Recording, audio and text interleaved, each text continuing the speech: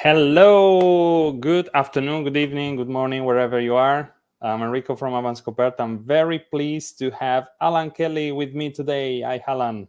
Hello, everyone. Ciao. How are you doing? I'm doing well, and I hope everyone else is too. Good stuff. Thanks for being with us for the last small talk of this first half of the year. Well, we are already in the second half, but summer is here, very hot in Italy right now, and so the bell is telling us it's 3 o'clock. So we are gonna do this conversation with Allan about his upcoming class called Writing OKRs. So very excited to do this. This is a new workshop we are offering as AVanscoperta. We know Allan has been doing and talking about OKRs for a long time now, and we are really glad to be able to offer this to you all. And very specifically, we are talking today about writing OKRs. So let me be clear from the get-go. This is not a workshop to know everything about OKRs. It is very specific to this, but we know it is also one of the biggest pain points. And we are going to see with Allan why this happens and all of it. We're going to be together for about 30 minutes. Now, as usual, in pure small talk fashion, please feel free to write your questions if you have any for Allan and for us. And I'm going to drop links as we go along, so you are all up to date with the references to what we are talking about. So comment section is open on YouTube and LinkedIn. So please do let us know if you're there, if you have questions, and what you would like to know about OKRs. Right. So, Allan, quick intro about yourself, and then, what are we talking about? Yeah. So me, there's different ways to answer that question. I never know how to answer it. These days, I help companies get more effective and productive, and I tend to call it modern management these days. More general. Yes, it includes a lot of Agile stuff. It also includes OKRs and also kind of product thinking about your product more than the project, because products have longevity. So I help companies do that in one way or the other. Once upon a time, I was a former programmer, and I got into doing this because I wanted to make life better for the younger me, the former me, who'd struggled with meaningless projects and pointless deadlines. I want to make the world better, and that's why I do this. That's brilliant, and we often hear this. I want to do what the younger me would have liked to hear. That's wisdom.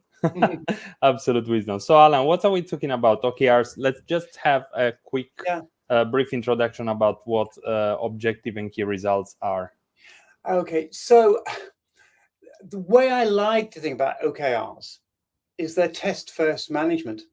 The same ideas we've been applying in test-driven development, test-first development, and on BDD and all that good stuff. What we're basically saying is the objective. What is the outcome we're trying to create? What is the change in the world? How do we want things to be different? That's your objective. It's an outcome you're trying to bring about. And your key results are effectively your tests. The key results are where you're going to measure whether you've met that objective or not, whether you've got close enough to it, whether you've got fast enough customers, or whatever the characteristics of that objective that you see as valuable and useful. You codify them up as key results. So tell me what you're going to do. Tell me how you're going to measure it. Objective, key results. The other thing to say is that we typically do these in 12-week cycles. Doesn't have to be 12 weeks, but it's a great big time box. When you get to the end of your time box, you do not just roll things over to the next quarter, because you know what? 12 weeks have passed. The world's a different place. You sit down and you say, we are closer to the outcome we wanted. We may not be all the way there. We may not have met all our key result tests. But right now, is the best thing we can do for the next 12 weeks to do more of the thing we've been doing for the last 12 weeks? Or is there something else?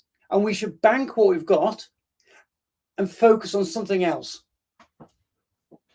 I really like the idea. Thanks for the intro, Alan, of OKRs being a cycle somehow. So it's not like something that you set in stone once and forever, but rather now you talked about these 12 weeks cycles. Can be shorter, can be longer, of course.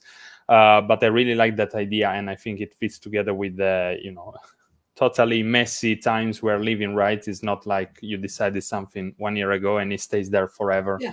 And so we need to be somehow adaptable and flexible with regards to that, isn't it? Yeah, it's one of life's great conundrums, isn't it? Do you stick with the thing you decided to do and you bear with it, you keep working hard at it, or do you dive off in a different direction and do something different? And both extremes are wrong. To keep as we say, flogging a dead horse, keep doing something which isn't going to return, that's wrong. It's also wrong to keep shooting in different directions and not being consistent. And we found it at the micro level, week to week, every 2 weeks is about the right schedule. And what we're saying here is we've got to step back a bit, think a little bit more long term, and think about 12 weeks at a time, 12 weeks at a time. And so we get two perspectives. Awesome. Thanks for that. And I think lots of folks listening are saying, wow, yeah, this resonates. Please let us know what is your experience with OKRs. We're going to dig a bit more into this and like, why are they now so popular? But first, I'd like to ask Alan, so we're talking about, well, we are here, let's say the excuse to talk to you is the workshop, the class we are doing together, talking writing OKRs.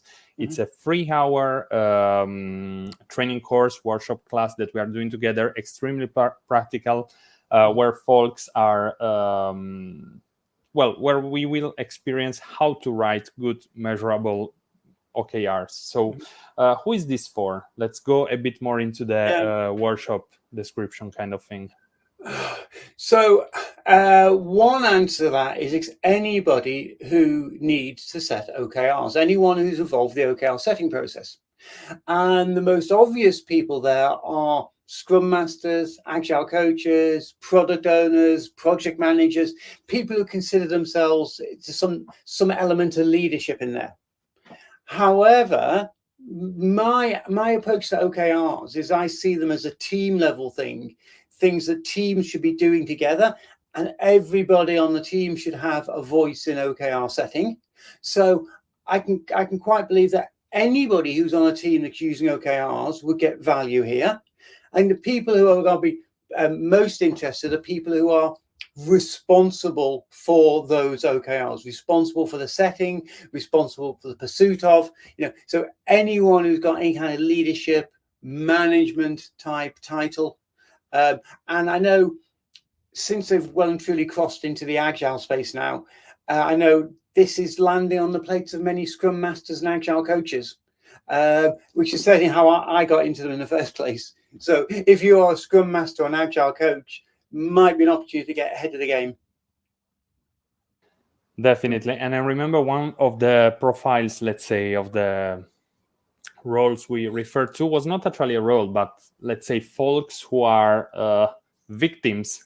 Sorry for sounds like a bit extreme, but that's like people who are forced to use OKRs by such figures. So why in that sense? So a few years ago, I knew about OKRs. I'd heard about them. I'd probably even been to some talks on them. And I was coaching at a company, and we were on a call one morning, and we just got told from a senior person, oh, and we want you to add OKRs. We want the teams to do OKRs on top of everything else they're doing, on top of Scrum, on top of the Spotify model, on top of whatever. Just, oh, by the way, can you just do OKRs? And that was where that was one of my motivations originally for writing the book. I wanted the book that I wish I'd had that morning. But the other Agile coaches were pretty much in the same position. We all kind of had some understanding. None of us had done it in anger. And I've joked about this story because it is humorous looking back on it. But it turns out this is an experience which is quite common. Companies have a habit of saying, oh, by the way, can you just add OKRs to the mix? You know, can you just add barbecue sauce as well? You know, it's just added in there. And a bit like that old Dilbert cartoon where Dilbert says, "Where's my training?" And the manager says, "That was it." You know, people can get dropped in it. And, you know, you can survive. It can be a baptism of fire. You know, I myself once ran out and bought the book and read the blogs. And at the same time, it's going to be so much faster, so much more effective for you to spend 3 hours with us. And we can go over a whole bunch of how it is. I like to run the workshop as a practice setting. You know, so you can practice setting them in a safe environment. You can ask questions. We can talk about some of the do's and don'ts. You know, so it's just kind of trying to save you 6 months. Sounds about right. And one question, now that you said this, is it something you would recommend folks with their senior people to come to? Say you don't do it with your, you know, only with your peers, but also with the senior staff. Would that be? Yeah, I would like senior people involved, but I think one of the powers of OKRs is, and for me, OKRs should be bottom up. They need to be set by the teams who are going to deliver them. The senior people are going to paint some picture, some overriding objectives, goals, where the whole organization is going. But then effectively they say to the teams, how can you help? And the teams reply by saying, oh, in the next quarter, we will do this. And they offer up the OKRs. And I see that as a feedback loop then. The senior people are saying, look, our great objective is, and the teams are saying, okay, in the next quarter, we can move that forward. And they offer that up, and we have a consultation, there's feedback and everyone. So your senior people might not be in the room, but I think they can help. And similarly, I think an appreciation from those senior people of how OKRs work and what to expect when they are set, when they've been set. That, you know, for example, one mistake that's often made with OKRs is you have an objective and then you have these key results that come in afterwards and they read like a to-do list. You know, objective, build a house. Key result 1, build the foundations. Key result 2, lay some bricks. Key result 3, put in some plumbing. And that's not how it should be. Yeah. And too many people expect that. So if you'd like to know more about OKRs, either because you're setting them or you're going to be reviewing other people's, then please come along. I have to say, now that you said this bullet point thingy, it reminds me of another workshop we are doing with the person you also know, because he's translating your book into Italian, Francesco Fullone. And often what we have, like in the common questions by participants, is something like that. So if you don't know about it or have misconceptions or what's not, you think it's some, you know, actions to do in order to, without taking into account, you know, the overall objective, and that leads to, you know, okay, so I need to do ABC. Not exactly that, right? Everything is kind of connected with mission, vision, and you know, all of those things. So it's key results. Exactly. Key things to do.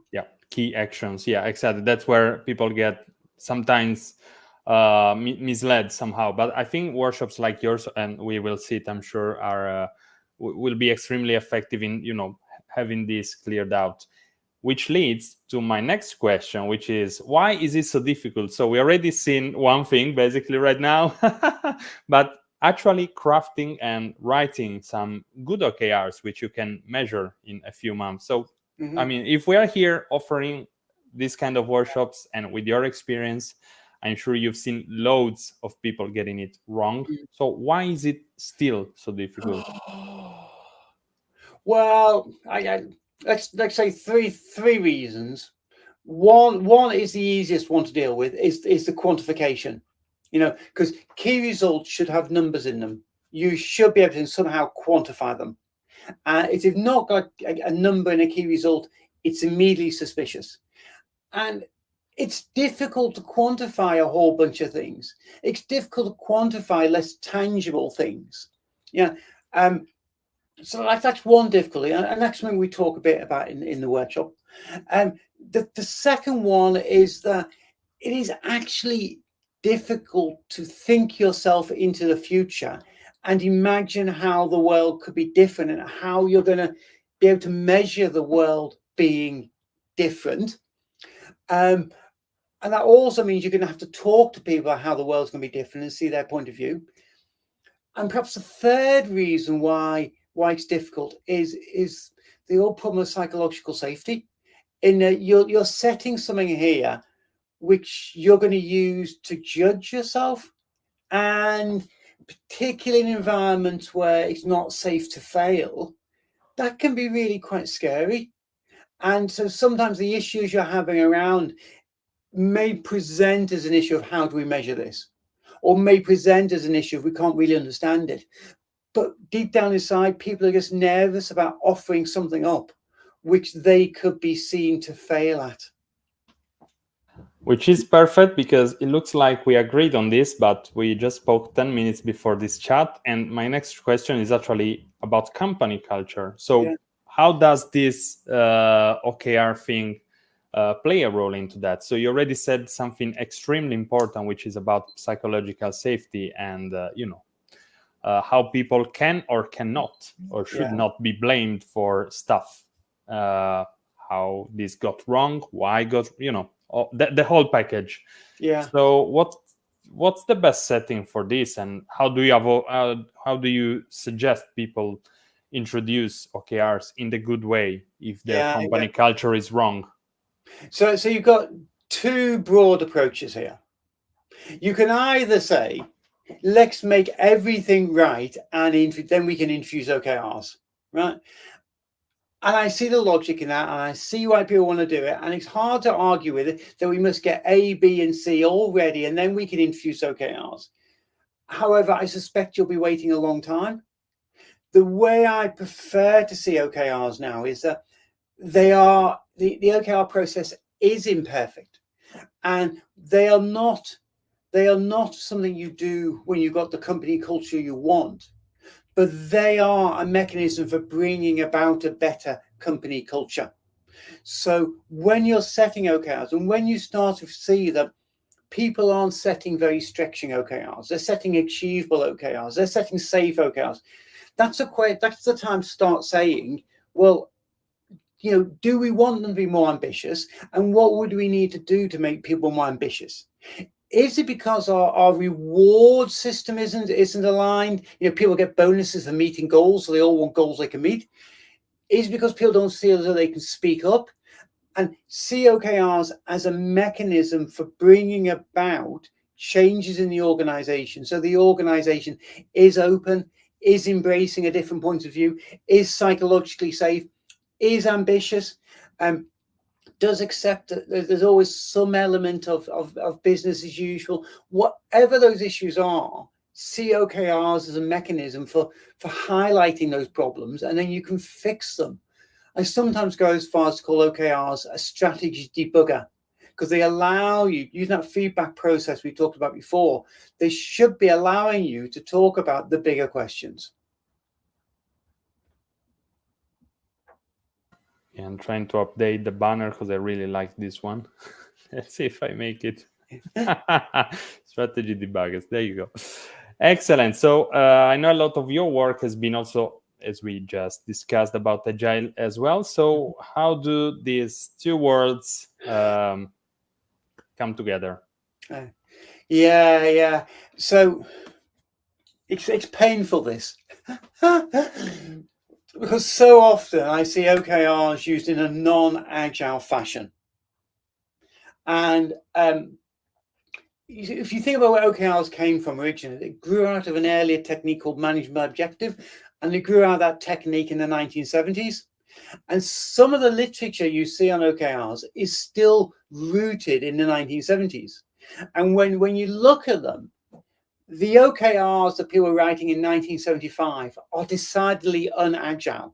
They are decidedly top down. They are decidedly, this is what the company's trying to do this, do that, do the third thing, and that flies in the face, not just of Agile, but of the fact that it's 2024. We have the workforce full of millennials. We're in a post-pandemic world.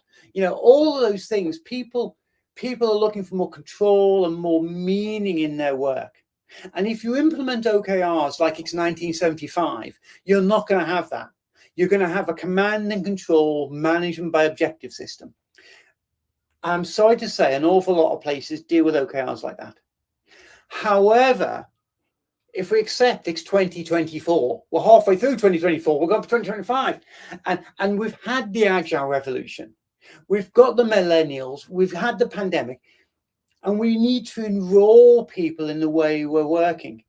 And if you look at OKRs, and instead of seeing them as a thing that trickles down from the top, you see them as something that teams are the fundamental unit of work, the teams are using to communicate what they're doing. The teams are setting their own goals. And the teams should be setting their own goals, their own objectives, such that those goals help their customers, their peers, the senior leaders in the company, such that those goals, they all dovetail together. Think of it this way. If a manager says, we're going to do something, the CEO decrees we're going to do something, and then they start instructing everybody at every level on exactly what they have to do, it's a recipe to go wrong because the senior people don't know in enough detail. On the other hand, if the senior leaders set out the overarching goals and objectives and intents, and we say to the people who do the work, the teams, how do we move forward? How do you help us move forward? And they reply with their statement, their OKRs. Then we can compare the two. We can say, oh, the CEO thinks we should be entering the Italian market. Oh, but look, the teams want to translate their products to French. We've got a gap here. What's going on here? And it could be that somebody's misunderstanding something. Could be somebody has information somewhere. It could be the team who said we're going to translate to the French knows that there's a really big French customer about to sign a deal, and if they do it, and if the CEO doesn't know that, they may well agree. So doing it in an agile fashion means being much more collaborative, being much more of a feedback process, embracing the aspect of feedback you can get here. And as I said right at the start, thinking of OKRs as test first management. Awesome. Thanks, Kelly. And Allan, I know it was painful, as you said, but great. Thanks for the great explanation. So we are about to close for this. Thanks for your time, and thanks everyone who was here watching us today. Now, we know OKR, as you already mentioned, is not like it was invented yesterday, of course, but there is somehow they're being, I wouldn't say like one of the buzzwords, but definitely more fashionable. Are they here to stay? What's the status? How do you feel it? So they've been around for a while now. I think they will continue to be around in one form or another. I think they do fill a gap in the agile world. I mean, we've been very good at low-level micro planning, sprints, iterations, even a day. And some people got ideas for roadmaps and strategies at the other extreme, and we've been missing something in the middle. So I think OKRs is a goal-setting framework. And I think goal setting is definitely a thing that is of the here and now. Goal setting is going to get bigger, and we need to connect our goals with a purpose. I think OKRs is about the best goal setting framework I know of. There may be something better out there. So I see every reason to say it's going to be around for a good few years yet. To stay forever, nothing ever stays forever. Awesome. Thanks a lot, Allan. So as I mentioned before, we are at the end of this, but I'd like to leave all of you with some suggestions and blogs, books. You already showed your paper copy, the hard copy of your book, which is called Succeeding with OKRs in Agile, if I'm not wrong. Yes. Soon available in Italian as well, by the way, if there are some local folks listening to us. Would you recommend us anything else in particular that we might, read under the sun or in vacation or anything? About OKRs. Well, I have. He reaches behind, and I've just received this book from Jeff Gothelf. Nice. Who does Okay. how much? Who does what by how much? So I'm looking forward to reading. This is next on my reading list. I'm looking forward to it. So yeah, just knowing that Jeff is sensible, I'm going to recommend that. Awesome. Nice. Well, thanks a lot then, Allan, and we will see you in October. You have a link down here for Allan's workshop. If anyone has any questions about the workshop or before, drop us an email. Thanks a lot and have a great day, everyone. Yeah. Bye. Bye-bye.